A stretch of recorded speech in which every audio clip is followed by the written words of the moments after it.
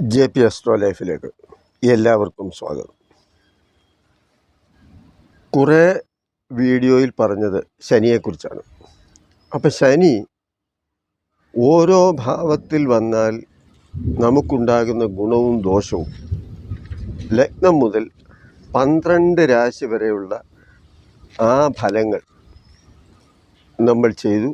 അത് നിങ്ങൾ കണ്ടു കാണുമെന്ന് വിശ്വസിക്കുന്നു.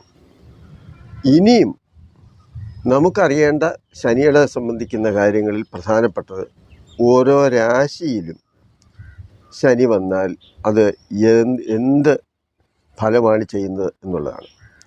അപ്പോൾ ഓരോ ഭാവത്തിൻ്റെ ഫലം നമ്മൾ അറിഞ്ഞതുപോലെ തന്നെ മേടം മുതലുള്ള ഓരോ രാശിയിൽ ശനി നിൽക്കുമ്പോൾ അത് ഗുണമാണോ ദോഷമാണോ, അത് എത്രത്തോളം ഗുണം ചെയ്യും എന്നുള്ളത് നമുക്ക് ഓരോരുത്തർക്കും അറിയാൻ നമ്മുടെ ജാതകം പരിശോധിച്ചാൽ സ്വന്തമായി തന്നെ മനസ്സിലാക്കാൻ സാധിക്കും.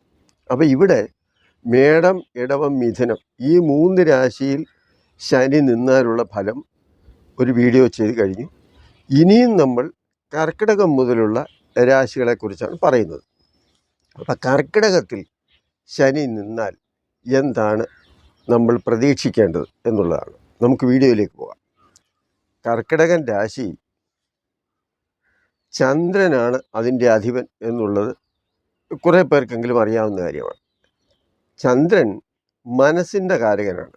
അപ്പോൾ കർക്കിടകത്തിൽ ശനി വരിക എന്ന് പറയുമ്പോൾ തന്നെ മാനസികമായ വിഷമതകളും പ്രശ്നങ്ങളുമായിരിക്കാം കൂടുതലും ഉണ്ടാകാനുള്ള സാധ്യത എന്നുള്ളതാണ്. പിന്നെ മറ്റൊരു കാര്യം, ഞാൻ മറ്റ് വീഡിയോയിൽ പറഞ്ഞതുപോലെ, നേരത്തെയുള്ള വീഡിയോയിൽ പറഞ്ഞതുപോലെ തന്നെ കർക്കിടകത്തിൽ ശനി നിൽക്കുന്നു എന്നത് ശനിയുടെ ഒരു സാമാന്യ ഫലമായി നമ്മൾ പറയുമ്പോൾ തന്നെ കർക്കിടകൻ രാശിയുടെ അധിപനായ ചന്ദ്രൻ്റെ സ്ഥിതി നോക്കണം. അതുപോലെ കർക്കിടകത്തിലേക്ക് ഈ മറ്റേതെങ്കിലും ഗ്രഹങ്ങൾ, മറ്റേതെങ്കിലും ശുഭന്മാരുടെ ദൃഷ്ടിയോ യോഗമോ ഉണ്ടോ എന്നുള്ളത് കൂടി പരിശോധിച്ച് വേണം നമ്മൾ ഒരു കാര്യം തീർച്ചപ്പെടുത്താൻ. അപ്പം ഇത് സാമാന്യമായ ഫലമായി, സാമാന്യം അനുഭവപ്പെടുന്ന ഫലമായി കണക്കാക്കിയാൽ മതി. പിന്നെ ശനിയെ സംബന്ധിച്ച് ചില കാര്യങ്ങൾ പറയുന്നതിന് പല്ലിനെ സംബന്ധിച്ചാണ്. അപ്പോൾ കർക്കിടകത്തിൽ ശനി നിൽക്കുന്നവരെ സംബന്ധിച്ച് പല്ലിന് വലിയ ആകർഷകത്വമൊന്നും തോന്നത്തില്ല. കാരണം ഒരാളിൻ്റെ മുഖത്ത് നോക്കി, പ്രത്യേകിച്ച് പെൺകുട്ടികൾ നമ്മളെ നോക്കി ഒന്ന് ചിരിക്കുമ്പോൾ ആ മുഖഭാവം പോലെ തന്നെ അവരുടെ പല്ലിൻ്റെ സൗന്ദര്യവും അവർക്ക് അഴക് വർദ്ധിപ്പിക്കുന്നതാണ്. അപ്പോൾ ഇവിടെ കർക്കിടകത്തിൽ ശനി നിൽക്കുന്നവരെ സംബന്ധിച്ചിടത്തോളം പല്ലിന് അത്ര വലിയ സൗന്ദര്യമൊന്നും ഉണ്ടാകാനുള്ള സാധ്യത കുറവാണ്. അതാ ഇപ്പോൾ സ്ത്രീകളെന്നല്ല, ആരുടെ ആയാലും. ഇടം പല്ല് വരാം, കോമ്പല്ല് വരാം, അതുപോലെ തന്നെ പല്ല് സ്വല്പം അകന്നിരിക്കാം, അതുപോലെ ഒരേ വലിപ്പത്തിലുള്ളതോ മുല്ലപ്പൂവിൻ്റെ മുട്ട് പോലെയോ അങ്ങനെയൊന്നും ആകണമെന്ന് ഇല്ല എന്നുള്ളതാണ്. പിന്നെ നേരത്തെ പറഞ്ഞതുപോലെ തന്നെ ചന്ദ്രൻ മനസ്സിൻ്റെ കാരകനായതുകൊണ്ട് തന്നെ മാനസിക പ്രയാസങ്ങളായിരിക്കാം ഏറ്റവും കൂടുതൽ ഇവരെ അലട്ടുന്നത്. അതൊരു പക്ഷേ സാമ്പത്തിക പ്രശ്നമാകാം. സന്താനങ്ങളിൽ നിന്ന് പ്രതീക്ഷയ്ക്കനുസരിച്ച് ഇപ്പോൾ ഓരോ രക്ഷകർത്താക്കൾക്കും മക്കളെക്കുറിച്ച് ഓരോ പ്രതീക്ഷകൾ കാണും. അവരെ കഷ്ടപ്പെട്ട് വളർത്തി പഠിപ്പിച്ചു, അല്ലെങ്കിൽ ഏതെങ്കിലുമൊക്കെ നിലയിലാക്കുമ്പോൾ അവരെക്കുറിച്ച് ഇവരുടെ മനസ്സിൽ എന്തെങ്കിലുമൊക്കെ ചില ലക്ഷ്യങ്ങളും ചില ഇഷ്ടങ്ങളും അതൊക്കെ ഉണ്ടാകാനുള്ള സാധ്യതയുണ്ട്. അപ്പോൾ അങ്ങനെയൊക്കെയുള്ള കാര്യങ്ങൾ അവരുടെ പ്രതീക്ഷയ്ക്ക് അനുസരിച്ചുള്ള പ്രയോജനമോ ഗുണമോ ലഭിക്കാതിരിക്കുമ്പോൾ ഇവർക്ക് സ്വാഭാവികമായും മാനസികമായ ഒരു വിഷമം ഉണ്ടാകാനുള്ള സാധ്യത ഉണ്ടാകുമല്ലോ. അപ്പം അങ്ങനെയുള്ളത്. പിന്നെ ചന്ദ്രൻ മാതാവിനെ സൂചിപ്പിക്കുന്ന കാരകത്വമാണ്. അപ്പം അമ്മയുമായി എല്ലാ കാര്യത്തിലും ഒരു യോജിപ്പ് ഉണ്ടാകണമെന്നില്ല. പല കാര്യത്തിലും വിയോജിപ്പുണ്ടാകാം, ചിലപ്പോഴൊക്കെ കലഹിക്കാം. അങ്ങനെയൊക്കെയുള്ള ഒരു സാഹചര്യവും നമുക്കിവിടെ കാണാൻ കഴിയും കർക്കിടകത്തിലെ ശനിക്ക്. അപ്പോൾ ചിലപ്പോൾ ഒരു പക്ഷേ അമ്മയുമായി ഏതെങ്കിലും തരത്തിൽ അല്പസ്വല്പം അകൽച്ച ഉണ്ടായി മാറി നിൽക്കാനുള്ള സാധ്യതയും ഉണ്ട്. അകന്ന് നിൽക്കുക എന്നൊക്കെ പറയും. പിന്നെ മറ്റൊരു കാര്യം എന്ന് പറഞ്ഞാൽ നേരത്തെ ഉള്ള പല വീഡിയോയിലും പറഞ്ഞതുപോലെ വെറുതെ കറങ്ങി നടന്ന് കാലം കഴിക്കുക, അലസമായി നടക്കുക, അങ്ങനെയൊക്കെയുള്ള ഒരു രീതി വരും. പിന്നെ ഈ കർക്കിടകൻ രാശി ചരരാശിയാണ്. അപ്പം ചരരാശി എന്ന് പറയുമ്പോൾ അതിന് സ്ഥിരതയൊന്നുമില്ല, എപ്പോഴും ഇങ്ങനെ മാറ്റത്തിന് വിധേയമായിക്കൊണ്ടിരിക്കുന്ന ഒരു രാശി എന്നുള്ളത്. അപ്പം അത് ദൂരദേശത്തെയും സൂചിപ്പിക്കുന്നതാണ്.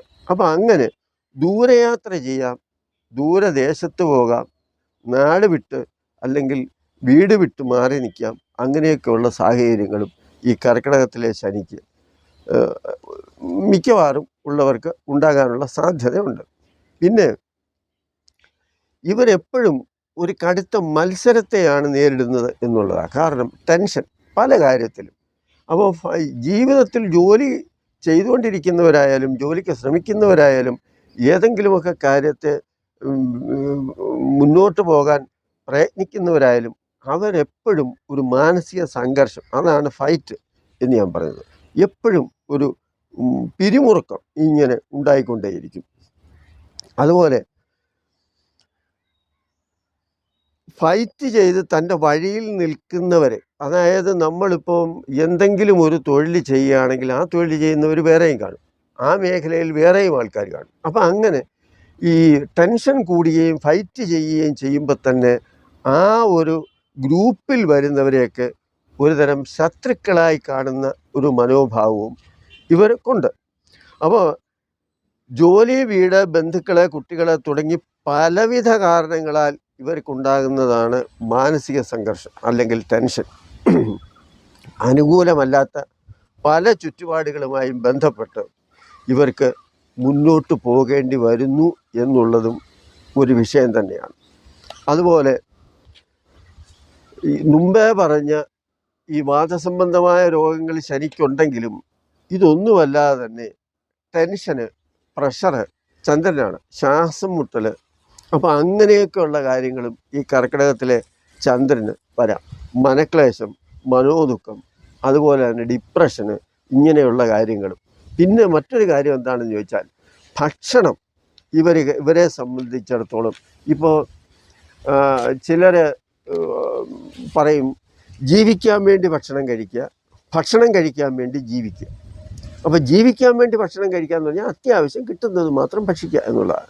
ഭക്ഷണം കഴിക്കാൻ വേണ്ടി ജീവിക്കുക എന്ന് പറഞ്ഞാൽ ജോലി ചെയ്ത് പിന്നെ കിട്ടുന്ന കാശ് ഇഷ്ടമുള്ള ആഹാരം മേടിച്ച് കഴിച്ച് സൂഹിക്കുക. അതാണല്ലോ ഇതിൻ്റെ ഒരു തരംതിരിവ് വരുന്നത്.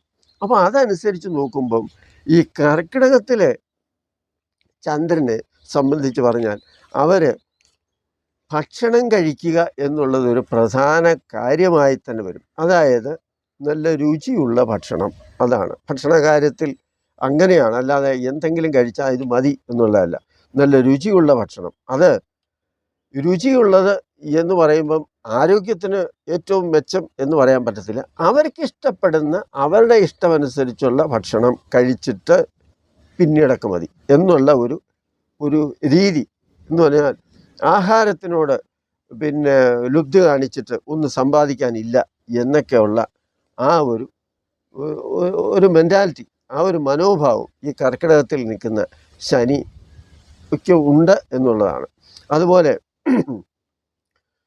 ശനിയുടെ ബന്ധുരാശി, ബന്ധുക്കളും ശത്രുക്കളും അങ്ങനെയൊക്കെയുള്ള സമന, ബന്ധു, മിത്രം, ഇങ്ങനെയൊക്കെയുള്ള. അപ്പം ബന്ധുരാശി ആയതുകൊണ്ട് തന്നെ പല കാര്യത്തിലും ഞാൻ നേരത്തെ പറഞ്ഞതുപോലെ കർക്കിടകത്തിൽ നിൽക്കുന്ന ശനിയെ നോക്കുകയും അതുപോലെ തന്നെ യോഗം ചെയ്ത് നിൽക്കുകയും ചെയ്യുന്നതും, അത് എത്രാം ഭാവത്തിലുള്ള ഗ്രഹങ്ങളാണ്, ശുഭന്മാരാണോ പാവന്മാരാണോ ഇങ്ങനെ നോക്കുന്നത്, ശനിയെ നോക്കുന്നത് അല്ലെങ്കിൽ യോഗം ചെയ്ത് നിൽക്കുന്നത് എന്നതിൻ്റെയൊക്കെ അടിസ്ഥാനത്തിൽ ഈ പറഞ്ഞ ഫലങ്ങൾക്ക് ചില മാറ്റങ്ങളും വരാം. അതായത് ശുഭഗ്രഹങ്ങളുടെ യോഗമോ ദൃഷ്ടിയോ ഒക്കെ വന്നാൽ അത് കുറേ ഗുണകരമായ അനുഭവത്തിലേക്ക് വരുന്നു. പാപഗ്രഹങ്ങളുടെ യോഗദൃഷ്ടിയാണ് കൂടുതലെങ്കിൽ അതനുസരിച്ച് തന്നെ നമുക്ക് ഗുണഫലം കുറയുകയും ചെയ്യും എന്നുള്ളത് നമ്മൾ മറന്നു പോകരുത്. കാരണം ഇത് ഒരു സാമാന്യമായ ഒരു ഫലമാണ്. അതുപോലെ ഇനി ചിങ്ങൻ രാശിയിലേക്ക് പോയാൽ, ചിങ്ങൻ രാശിയിൽ ശനി നിൽക്കുമ്പോൾ മുമ്പേ പറഞ്ഞതുപോലെ തന്നെ അത്ര പ്രത്യേകിച്ച് വലിയ ഗുണമൊന്നും കിട്ടാനുള്ള സാധ്യതയില്ല. കാരണം മാന്യതയില്ലാത്ത, നേരത്തെ പറയുന്ന പോലെയൊക്കെ ഉള്ള ഒരു പരുക്കൻ സ്വഭാവം ഇതിനകത്തിൽ ഉണ്ടാകാം. കാരണം ചിങ്ങൻ രാശി സൂര്യൻ്റെ രാശിയാണ്. അതുകൊണ്ട് തന്നെ അല്പം ദേഷ്യവും കോപവും ഒക്കെ ഉണ്ടാകാനും പ്രകടിപ്പിക്കാനും, ഇഷ്ടമില്ലാത്തത് പറയുമ്പോൾ പെട്ടെന്ന് പ്രതികരിക്കുകയും ഒക്കെ ചെയ്യുന്ന ഒരു സ്വഭാവം ഉണ്ടാകാനുള്ള സാധ്യതയും ഉണ്ട്. പിന്നെ മറ്റൊരു കാര്യമെന്ന് പറഞ്ഞാൽ കുടുംബജീവിതത്തിൽ, അതായത് വിവാഹ ജീവിതം നടക്കുമ്പോൾ അല്ലെങ്കിൽ കുടുംബജീവിതത്തിൽ ഭാര്യാഭർത്തൃ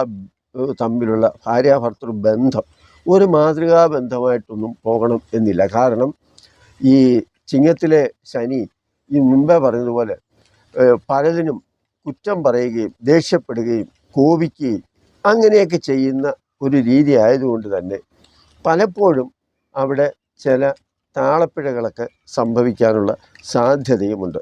ഇത് ഒരാളോട് മാത്രമല്ല, ബന്ധുക്കളോടും കൂടെ ഉള്ളവരോടുമൊക്കെ തന്നെ ഇഷ്ടമില്ലെങ്കിൽ ഒരു കർക്കശ സ്വഭാവം ആയിരിക്കും എന്നുള്ളതാണ്.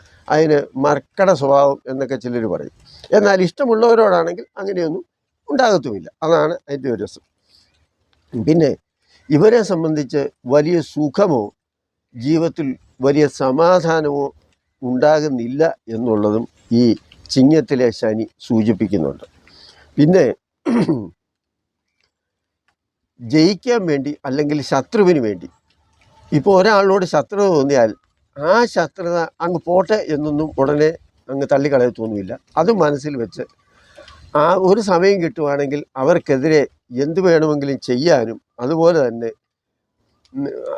നീചകർമ്മം, ഏത് നീചകർമ്മത്തിൽ കൂടെ ആയാലും അതിന് അവരെ ഫൈറ്റ് ചെയ്ത് ജയിക്കുക എന്നുള്ള ഒരു ലക്ഷ്യവും ഈ ചിങ്ങത്തിലെ ശനിക്ക് സാധാരണഗതിയിൽ ഉണ്ട് എന്നുള്ളതാണ്. പിന്നെ സർക്കാർ ഉദ്യോഗത്തിലൊക്കെ ഇരിക്കുന്ന സൂര്യൻ സർക്കാർ ഉദ്യോഗത്തെയൊക്കെ സൂചിപ്പിക്കുന്ന, സർക്കാർ സംബന്ധമായ കാര്യങ്ങളെ സൂചിപ്പിക്കുന്ന ഒരു ഗ്രഹമാണല്ലോ, അതാണല്ലോ ചിങ്ങം. അപ്പോൾ സർക്കാർ ഉദ്യോഗസ്ഥനാണെങ്കിൽ ലാഭത്തിന് വേണ്ടി ഏത് വഴിവിട്ട ജോലിയും ചെയ്യും എന്നുള്ളതാണ്. അവർക്ക് എന്ന് പറഞ്ഞാൽ സർക്കാർ ഉദ്യോഗസ്ഥന്മാരിൽ നല്ലവരുമുണ്ട്, മോശക്കാരുമുണ്ട്. ഇത് കാര്യം സാധിക്കണം. അപ്പോൾ കാര്യം സാധിക്കുന്ന ഒരു പക്ഷേ പണമായിരിക്കാം, അല്ലെങ്കിൽ വേറെ എന്തെങ്കിലും ആയിരിക്കാം. അവർക്ക് ഇഷ്ടപ്പെട്ടത് എന്താണോ അത് കിട്ടാൻ വേണ്ടി അവർ ഈ സർക്കാർ ജോലി എങ്ങനെ വേണമെങ്കിലും അവർ ദുരുപയോഗം ചെയ്യുന്നു എന്നുള്ളതാണ് ഈ ശനിയുടെ ഒരു പ്രത്യേകത.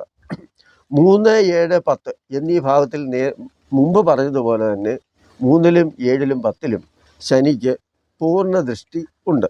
അപ്പോൾ ഈ ദൃഷ്ടി തുലാം രാശിയിലോട്ട് ഉള്ളതോ അങ്ങനെയൊക്കെ, ഇപ്പം ചിങ്ങം, കന്നി, തുല, 3-ാം ഭാവം തുലാം രാശിയാണല്ലോ. അപ്പോൾ തുലാം രാശിയിലേക്ക് വരുന്ന ആ ദൃഷ്ടി എന്ന് പറഞ്ഞാൽ അത് വളരെ നല്ലതാണ്. അപ്പം ഈ തുലാം രാശി എത്രാം ഭാവമായിട്ട് വരുന്നു എന്നുള്ളതൊക്കെ പ്രധാനമാണ്. അതുപോലെ അതാണ് ഞാൻ നേരത്തെ പറഞ്ഞത്.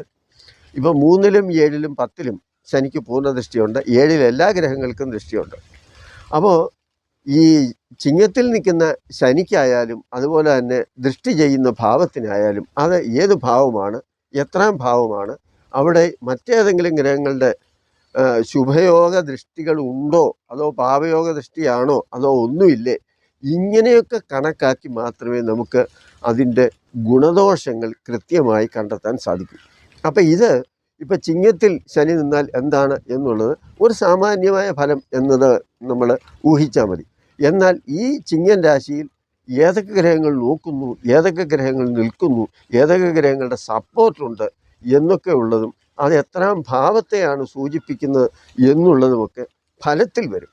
അപ്പം അങ്ങനെ ഇത്തരം കാര്യങ്ങളെല്ലാം തന്നെ നമ്മൾ മനസ്സിലാക്കിക്കൊണ്ട് വേണം ഈ പറയുന്ന കാര്യങ്ങളെല്ലാം വിലയിരുത്താൻ എന്നുള്ളതാണ് ഞാൻ പറഞ്ഞത്. ഈ വീഡിയോ നിങ്ങൾക്ക് ഇഷ്ടപ്പെട്ട് കാണും എന്ന് ഞാൻ വിശ്വസിക്കുന്നു.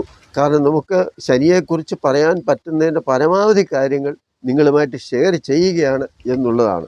അപ്പം ശനിയെക്കുറിച്ച് ഇനി നിങ്ങൾക്കൊരാവലാതിയും വേവലാതിയും ഒന്നും വേണ്ട. അത് എത്രത്തോളം നല്ലതാണ് മോശമാണ് എന്നുള്ളത് സ്വയമേ നമുക്ക് തന്നെ ചിന്തിച്ച് ബോധ്യപ്പെട്ട് മനസ്സിലാക്കാൻ സാധിക്കും എന്നുള്ള കാര്യമാണ് നിങ്ങളുമായി പങ്കുവയ്ക്കുന്നത്. നിങ്ങൾക്കിത് ഇഷ്ടപ്പെട്ട് കാണും എന്ന് ഞാൻ വിചാരിക്കുന്നു. നന്ദി, നമസ്കാരം.